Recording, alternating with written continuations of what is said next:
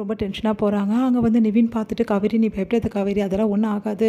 வக்கீல் வந்தாலும் நான் கண்டிப்பாக விஜய் வெளியே எடுப்பேன்" அப்படின்னு சொல்லிட்டு இருக்காரு. குமரனும், "ஆமாம் காவேரி பயப்படாதன்றாரு." உடனே வந்து, "நீங்கள் எதுவும் வெளியே எடுக்க வேணாம், நீங்கள் எதுவும் இதுக்கப்புறம் எனக்கும் விஜய்க்கும் செய்ய வேணாம்" அப்படின்னு சொல்லிட்டு காவேரி வந்து நிவின் கிட்ட சொல்கிறாங்க. அதை கேட்டு நிவின் அதிர்ச்சி அடையாரு. "என்ன சொல்கிற காவேரி?" அப்படின்னோடனே, "ஆமாம் நிவின், இதுக்கப்புறம் எங்கள் பிரச்சனை நீங்கள் தலையிடாதீங்க. நானே விஜயை பார்த்துக்கிறேன். விஜய் எப்படி எடுக்கணும், வெளியே எடுக்கணும் எனக்கு நல்லாவே தெரியும். அதனால் இந்த பிரச்சனையை நீங்கள் தலையிடாதீங்க. தயவு செய்து இந்த பிரச்சனையில ஒதுங்கிடுங்க" அப்படின்னு சொல்லிட்டு கையெடுத்து கும்பிட்டுட்டு போகிறாங்க. இதை பார்த்த நிவின் ஒன்றும் புரியாமல் யோசிக்கிறாரு. காவேரி வந்து ஏன் இப்படி பேசுகிறா அப்படின்னு சொல்லிட்டு குமரனும் யோசிக்கிறாரு. "என்னென்ன இப்படி பேசுகிறா காவேரின்னு எனக்கும் ஒன்றும் புரியலடா நிவின்" அப்படின்னோடனே இங்கே வந்து ஃபோன் பண்ணுறாங்க கங்கா.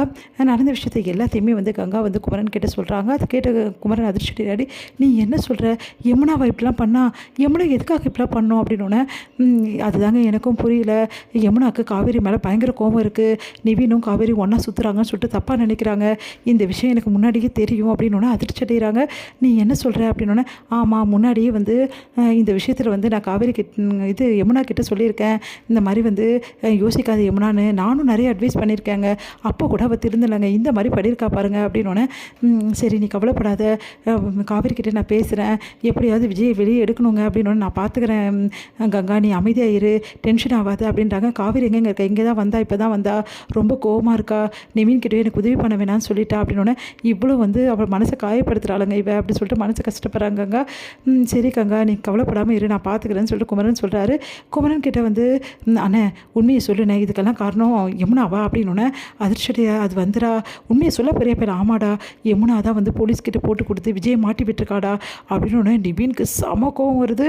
கோவத்தில் ஒன்றுமே புரியல, செம டென்ஷனாகிறாரு. "அந்த யமுனாவை நான் சும்மாவே விட மாட்டேன். எவ்வளோ தைரியமாக தான் அந்த வேலையை செய்வா.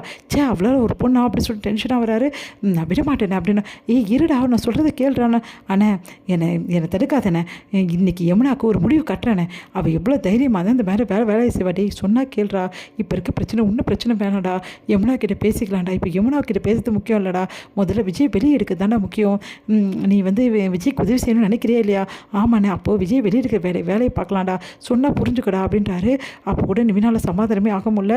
எங்கே வந்து விஜய் வந்து காவேரி வந்து பார்க்குறாங்க. காவேரி பார்த்துறேன் விஜய் பார்த்துட்டு பயங்கரமாக கதறி அழுறாங்க. "ஏங்க" அப்படின்றாங்க. "காவேரி நீ வந்துட்டு எதுக்கு நீங்கள் வந்த? அதான் வந்து நிவினும் வந்து குமரனும் வந்திருக்காங்களே, அப்புறம் நீ ஏன் காவேரி வந்த?" அப்படின்றாரு.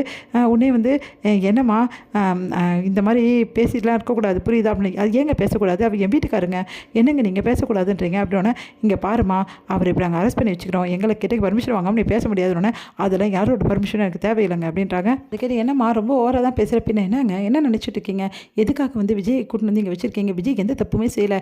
யாரும் ஏதோ செஞ்சால் அதுக்காக விஜய் மேலே பழிய தூக்கி போடுங்க. பாருமா, எல்லா எவிடன்ஸோடு தான் நாங்கள் வச்சுருக்கோம். விஜய் தான் இவ்வளோ நாள் வேணும்னே போலீஸை தப்பிக்கிறதுக்காக மறைஞ்சிருந்தார். அவர் மேலே தப்பு இல்லைன்னா எதுக்காக மறைஞ்சிருக்கணும்?" அப்படின்றாங்க. "இங்கே பாருங்கள், நீங்கள் இந்த மாதிரிலாம் பண்ணுவீங்க தான் அவர் வந்து இருந்தார். ஆனால் அவர் மறைஞ்சிருந்தா தெரியுமா? அவர் வேணான்னு நினச்சிருக்காரு. எந்த பிரச்சனையும் அவர் மேலே தப்பே இல்லாத போது நீங்கள் அரெஸ்ட் பண்ணிங்கன்னா சும்மா இருக்க முடியுமா?" அப்படின்னே, "எனக்கு அதெல்லாம் தெரியாதுமா. விஜய் மேலே தப்பு இருக்கிறதால தான் அவர் மறைஞ்சிருக்காரு. அதனால தான் கேஸ் புக் பண்ணியிருக்கோம். எதுவாக இருந்தாலும் நீ கோர்ட்டில் பார்த்துக்கமா" அப்படின்றாங்க. அது கேட்டு செம்மையாக டென்ஷன் ஆகிறாங்க. "என்ன சார் நீங்கள் கொஞ்சம் கூட பொறுப்பே இல்லாமல் பேசுகிறீங்க? விஜய் மேலே எந்த கேஸும் ஃபைல் பண்ணாதீங்க சார். உங்களுக்கு கெஞ்சி கேட்குறேன் சார்." "எப்படிமா ஃபைல் பண்ணாமல் இருக்க முடியும்? விஜய் இவ்வளோ நாள் மறைஞ்சிட்டு தான் சார். இதுக்கும் விஜய்க்கு எந்த சம்மந்தமும் இல்லை சார். அதை என்னால் நிரூபிக்க முடியும் சார். ப்ளீஸ் சார், எனக்கு உதவி செய்யுங்க சார்" அப்படின்னு சொன்னோன்னே, "என்னம்மா நீ இப்படியெல்லாம் பேசிகிட்டு இருக்க? இங்கே பாருமா, நான் கொஞ்ச நேரம் தான் பார்ப்பேன். விஜய் மேலே எந்த தப்புமே இல்லைன்னா நான் கண்டிப்பாக அவர் மேலே எஃப்ஐஆர் போட மாட்டேன். அப்படி தப்பு இருந்தால் கண்டிப்பாக எஃப்ஐஆர் போட்டுருவேன். பார்த்துக்கோ" அப்படின்னு சொன்னேன். "சரிங்க சார், நான் வந்து எப்படியாவது விஜய்க்கு வந்து ஆதாரத்தை எடுத்துகிட்டு வரேன் சார்னோன்னே", "விஜய் வேணா காவேரி, நீங்கள் அமைதியாக இருங்க" அப்படின்னு சொல்லிட்டு போகிறாங்க.